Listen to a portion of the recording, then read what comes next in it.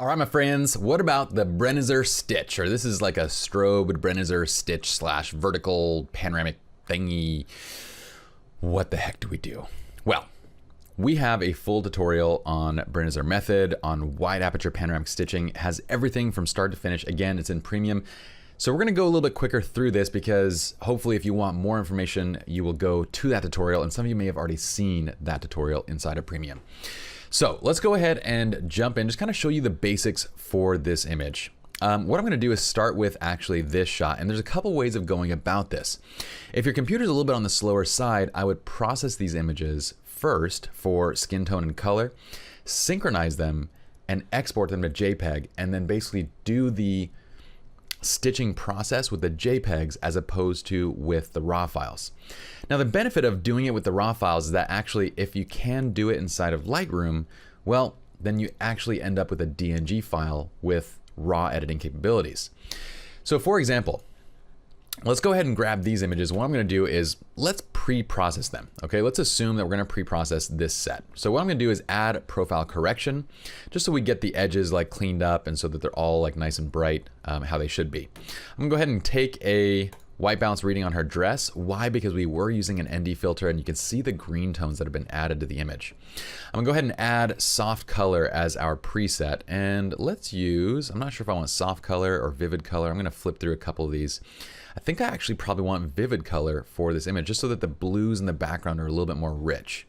What I'm gonna do is adjust my exposure a bit. I'm gonna go ahead and adjust my temperature a little bit. So let's bring in just a little bit more warmth and maybe even a little bit more magentas into this shot.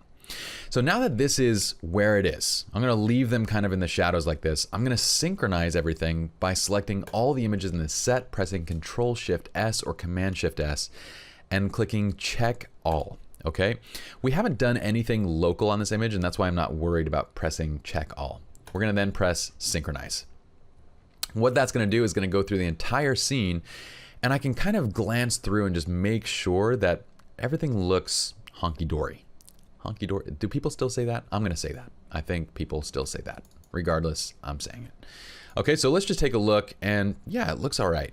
I might just make a tiny adjustment on the tint just so they're not quite so green. So let's go just down maybe like one click, maybe up to two. One click should be enough for now. Now at this point is when we're gonna test Lightroom's ability to put this together as a panoramic stitch. You're gonna have all the images selected for the stitch, right click, and then you're gonna go down to edit in, or actually let's go photo merge and let's go panorama, okay? It's gonna pull up, creating the panoramic preview, and hopefully with this thing, it's gonna work. You'll know if it's not gonna work because it'll say like unable to render panoramic image. And it worked, perfect, great. So we can see different projection versions of this and see if there's one projection version that's gonna be a little bit better than another. And I feel like spherical is probably just a little bit more accurate. Cylindrical gets us a taller image, which I don't know if we necessarily need. Perspective tries to make certain adjustments, but I think it's widening out the base of the image a little bit. So I'm just gonna go spherical. And with that, we're gonna go ahead and press merge. Now this is where your computer's gonna take a bit of time to churn through all of these images. And in raw format, this is gonna take time. Depending on the size of those raw files, depending on the speed of your computer, it's gonna take time. So we're gonna pause this video and we'll be right back as soon as it's done. Might take a while. Stick around. Okay, so it just finished, and let's go ahead and press Shift F just to go full screen. And Lightroom is gonna get choppy now, just mind you, because now we are working with a file that is 10,000 by 6,700. So that's basically like a 67 megapixel raw file. But the beauty in this shot now is you'll notice that all of our settings basically transferred over, and now we have still raw control over this final panoramic image, which is kind of cool. We have a lot of flexibility still with the file to do whatever we want with it. So what I would do to finish this out at this point, and this is the nice part, is that if you did want to make white balance or any kind of temperature or anything that you'd want the raw file for, well, you have it right here. The downside is anything we do is going to be a little bit slower. So I'm going to start by removing our information by pressing I. And what I'm going to do is adjust my crop a little bit. So I'm going to pull in the crop, and I'm actually going to go to something a little bit more like a 2:1 aspect ratio, because that's probably what I would print. And actually the one downstairs that we have of this image is 2:1. I don't need to get this perfected yet because there's one thing that I have yet to do actually. So let's do this. I'm going to undo that adjustment by pressing Control Z or Command Z. Let's go back to the original crop. Let's first do our lens corrections. Okay, so basically, well, not even lens corrections. I want to do the transformation. Lightroom has this automated function which should detect the lines and kind of balance this frame for the fact that we're shooting up on our couple. I use an 85mm lens to kind of somewhat correct the distortion that we're going to be seeing on the lines of the building, but you'll see that the lines are still kind of sloped inwards. So let's try it. If we press auto, what do we get? And it kind of does it. It does a pretty good job actually. All we need to do, see if we press R, we can see that these lines are now indeed going straight up and down. So all we got to do now is basically just get our crop right.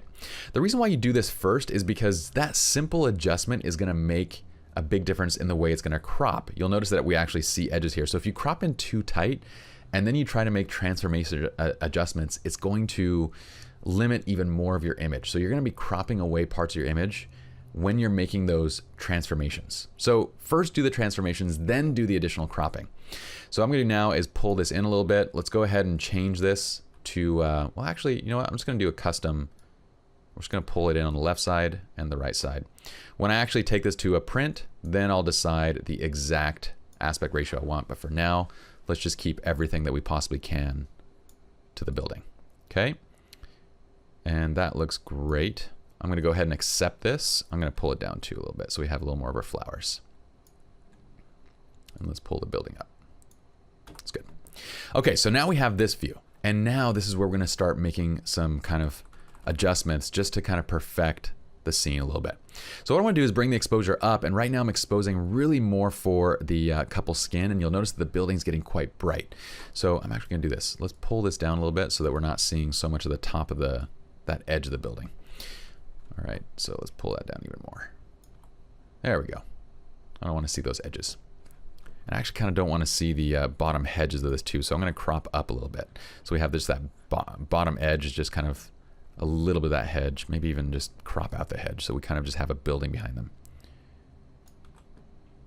There we go. I like that. Okay, so now I have the couple about at the brightness that I want them. What I'm going to do is drop in this little burn. So we're going to go ahead and do an exposure burn. I'm going to pull it right over them. Okay. And I'm going to bring the exposure down quite a bit to kind of deepen it, get some nice blues in the background. And then I'm going to brighten up the exposure a little bit more just to kind of balance. So I'm going to bring it up even higher. Okay. Now the way that this is looking is really nice. I like this. We have this nice kind of spot of highlights, and we can play with it a little bit and see at what point does that burn become actually noticeable.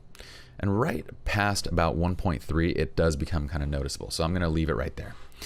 Now this is up to you how you want to control this. If you want to get some more blues while keeping them a little bit richer, then what I would do is actually on this brush right here, this negative exposure brush, just start pulling down the temperature actually a little bit. If you go too much, it's going to be too apparent, right? So what we want to do is probably do this. Let's add a new brush. So let's create a new brush, bring it up and over, and let's kind of extend it out a little bit too. So it kind of has this nice feather on it. I'm going to remove the exposure adjustment on here. What I'm going to do is actually just make it a temperature adjustment by -5. So all it does is kind of drop into them quite a bit. And if you want to, you can even pull it in. If you want to see if it looks better if you pull it all the way in versus all the way out. But I kind of like this subtle change where it goes from cooler to warmer in this area of the image. And then what I would do from now, or from here, is adjust your overall temperature. So I'm going to adjust the temperature a little bit cooler. That has a really nice look to it. I love the blues. I'm going to bring the exposure up a little bit more over the base file. That's looking fantastic. And now I would adjust the actual HSL. So now we're going to go grab the blues and we're going to pull up the blues a little bit and kind of strengthen the blues just a little bit. So let's take the aquas up. Let's take the purples up. Let's just make it a little bit more potent of blues. Okay, this looks fantastic. I'm going to press J to look at my highlight and clipping alert. And from here, this is really just about taste. So what I might do is actually take the vibrance up just a little bit more. Okay, take my white balance just up a little bit for skin tone. All right, and then add a little bit more contrast to the image. And this is great. Like, you can stop this anytime you want. And right now the blues might be a little bit too much for my taste, so I might just back it off a little. All right, But this looks fantastic. Now, all we did from the final version of this is, once you've got it kind of dialed to taste, is take this into Photoshop and kind of clean up the additional flyaways just by kind of cloning out some of the flyaways that we have here. So it kind of cleans up the image. Remember too that on this type of an image, we do have quite a bit of, whatchamacallit, I'm gonna press J because my highlight and clipping layer is showing me we have a blown out area right there. But we're getting chromatic aberration here because we shot this at 1.4 and they were backlit. We do have some chromatic aberration. That's also because we're using a ND filter as well. So what we're going to do is actually go into our lens corrections, defringe, and just click right on that purple spot underneath the chin, and that should knock it out nicely like that. Okay, and it looks great. We have a really nice looking image. This is that final panoramic image, and you'll notice that even when cropped, let's take a look at this. Even when cropped, how many megapixels do we have? Yeah, we still have a 45 megapixel file even when this is cropped. So that's kind of insane. You can take this as large as you want, and the one that we have in our studio is humongous, and it's so sharp. It's awesome. Hopefully you enjoyed this little tutorial. Let's go ahead and move on to the next image.